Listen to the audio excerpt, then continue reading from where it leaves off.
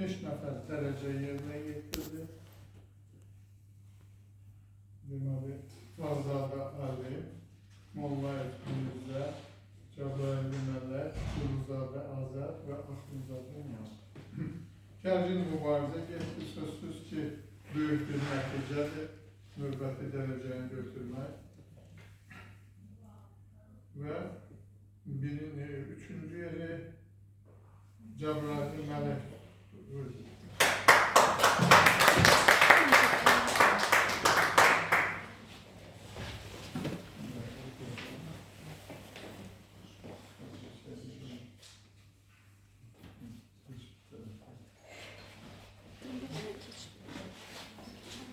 Yaxşı oynuyordu öyle, evvelden arkadaşlar. Yaxşı oynuyordu, çalışıyordu. Nasıl? Görüntüydü, belki çalışır. Bu çok vacipti o iş.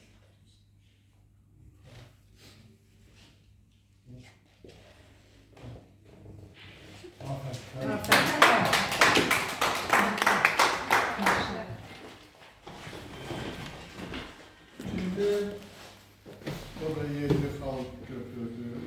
Emsal'la deməli Mollayev Mirzə, Efetlər Hizmet.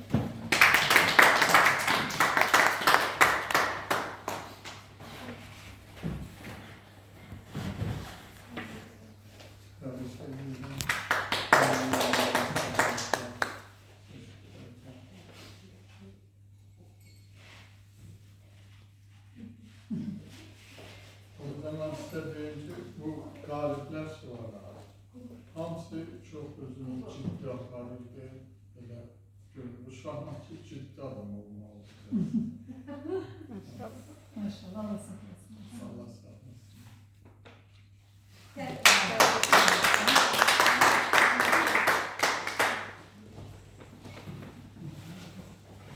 Birinci Hamzalı Alim ve evvelden o yarışın evvelinden çok çalışırdı.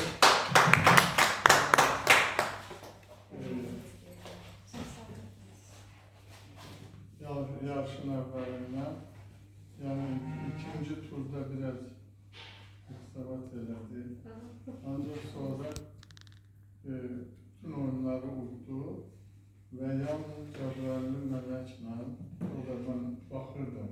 Bunlar belə gərgin oyun gedildi. Ben de hiçbiri o da bilmədi. Heç oldu.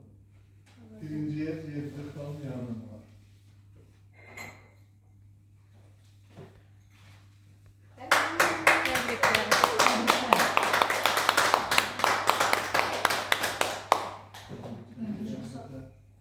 Yeni müvaffakiyetler sana. Çok sağ olun. Biraz fazla bir şey yok. Biraz tut.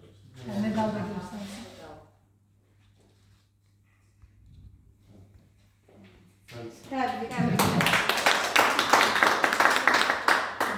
Yeni muvaffakiyetler size. Çok sözünüz var. Buyurun danışmak için. Danışmak. Ne demek? Sözünüz var.